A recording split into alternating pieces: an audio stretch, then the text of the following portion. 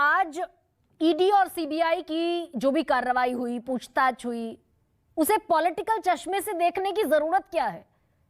आधार होंगे, बैकग्राउंड होगा, तब जाकर ईडी और सीबीआई कोई समन भेजती है, पूछताछ होती है। देखिए, इस देश में कानून अपना काम करे, ये हम सब लोग चाहते हैं, लेकिन कानून को गर्दनियां देकर उससे मनमाना काम करवाया जाए किसी के डिक्टेशन पर, तो ये दुर्भाग्यजनक है। हम भी चाहते हैं कि CBI, ED, income tax department, इन सारी शीर्षस्थ जांच एजेंसियों की स्वायत्तता और उसकी साख आम आवाम के बीच बरकरार रहे। दुनिया की तमाम अदालतें एक तरफ, गांधी कहते थे कि आत्मा की अदालत एक तरफ, तो इसी समाज के लोग जाते हैं न्यायपालिका में भी, संवादपालिका में भी, कार्यपालिका में भी, विधायिका में भी।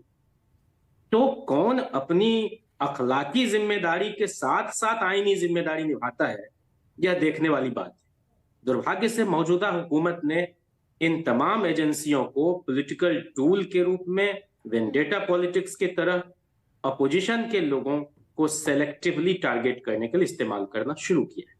ये जो चयनित प्रश्नाकुलता है जांच एजेंसियों की, जो बीच बीच में मुखरित होती रहती है, अब कुछ भी प्रिडिक्ट करना मुश्किल नहीं है। आप, ये सिर्फ कोइंसिडेंस नहीं है।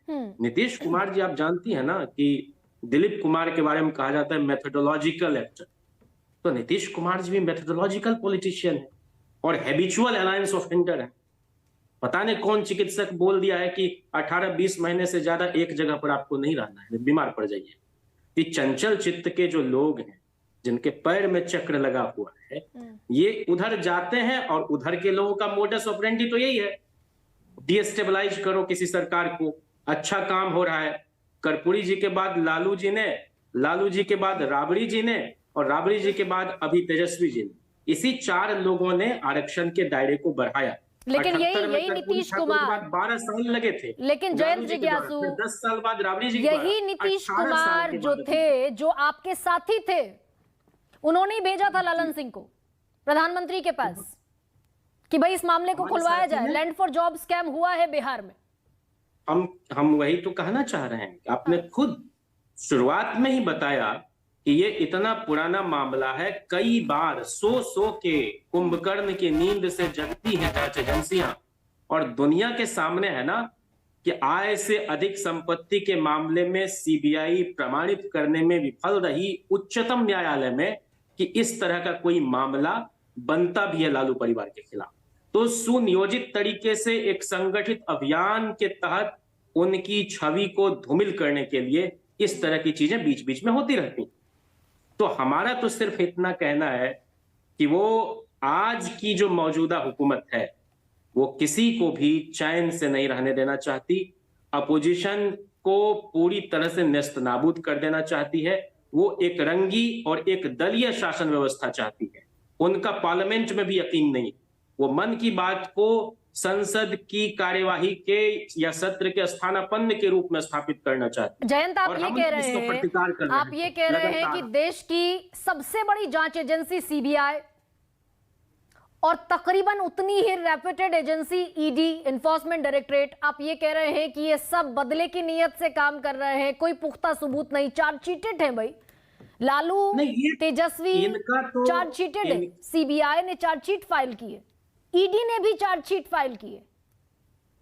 तो देश की न्याय प्रक्रिया में विश्वास नहीं आता। चार्जशीट में नाम भी नहीं था गरिमा जी, तेजस्वी जी का नाम तो इन लोगों ने बाद में घुसाया। ये ईडी सीबीआई क्यों बदले की कार्रवाई करेगी? उनका थोड़े हम लोगों ने आड़ जोत लिया है। ये तो भाजपा बदले की कार्रवाई कर रही है और घृणित तरीके से कर रही है। आज लालू जी किडनी ट्रांसप्लांटेशन के बाद बड़ी मुश्किल से किसी तरह से स्वस्थ हो रहे थे। ब्रितानी हुकूमत के जमाने में भी गांधी जी पर 124A के तहत सेडिशन के चार्ज में मुकदमा किया गया था, यरवदा जेल में। लेकिन उनकी लंबी सजा को जब पता चला कि स्वास्थ्य खराब है, तो उस हुकूमत में भी इतनी मुरव्वत और इतनी मानवीयता थी कि बीच में ही उनको जेल से रिहा कर दिया गया। नहीं, लेकिन जो नीतीश आपका, जो नीतीश, जयंत जिज्ञासु, मैं टॉपिक पर आपसे ये पूछ रही हूँ कि भाई नीतीश कुमार के साथ आप मिलकर सरकार चला लेते हैं? जो आपका लैंड फॉर जॉब स्कैम लेकर प्रधानमंत्री के पास पहुंचते हैं कि भाई जांच कीजिए इसकी। नहीं, नीतीश कुमार जी तो अपने आप को समाजवादी कहते हैं, लेकिन प्रधानमंत्री जी और मुख्यमंत्री जी में एक समानता तो है। देखिए, दोनों सिंगल पीस हैं इस धरती पर। वो कहते हैं कि 70 साल में कुछ हुआ, 2014 के बाद तो सूर्योदय हुआ था इस भारतवर्ष में। और हमारे बिहार के मुख्यमंत्री जी कहते हैं 2005 के पहले कुछ था जी बिहार में। तो ये सब नाशुक्रे लोग, ये लोग कृतघ्न लोग हैं, और ये अपने प्रीडिसेसर्स को रात दिन कोसते हैं। ये जो सबसे खराब वारिस होता है वही अपने पूर्वजों को, पुरखों को इस तरह से कहता है कि उन लोगों ने तो कुछ किया ही नहीं। लेकिन जयंत, ये बड़ा आसान और कन्वीनियंट है क्या आपके लिए भी कि जब जब जांच आगे बढ़े तब तब आप आरोप लगा दीजिए? भाई पॉलिटिकल है। मैं चाहता हूं गरिमा जी की दूध का दूध और पानी का पानी हो जाए, लेकिन न्यायपालिका में भी तो इसी समाज के लोग बैठते हैं ना। उसका तो हमारे परिवार में जो परवरिश होता है, समाजी मूल्य, सियासी मूल्य, उसका कहीं ना कहीं रिफ्लेक्शन तो होता है उनके जजमेंट में। नहीं तो बाबरी पर जो जजमेंट आया है, आप नहीं जानते हैं कि कितना कंट्राडिक्टरी है अपनी नेचर में। तो अकरवा मेरे करें कत्ल का दावा किस पर, वही कातिल, वही शाहिद, वही मुंसिफ ठहरे। बने हैं अहले हवस मुद्दई भी मुंसिफ भी, किसे वकील करें किससे मुंसिफी चाहे। ये तो पूरे कुएं में भंग पड़ी हुई है। सब जगह पूरे इंडिया जो है हमारा मोर्चा, उसके तमाम घटक दल के नेताओं के साथ इनका क्या सलूक। और तेजस्वी जी कॉन्स्पिरेटर है क्या? उस समय कितनी उम्र थी उनकी?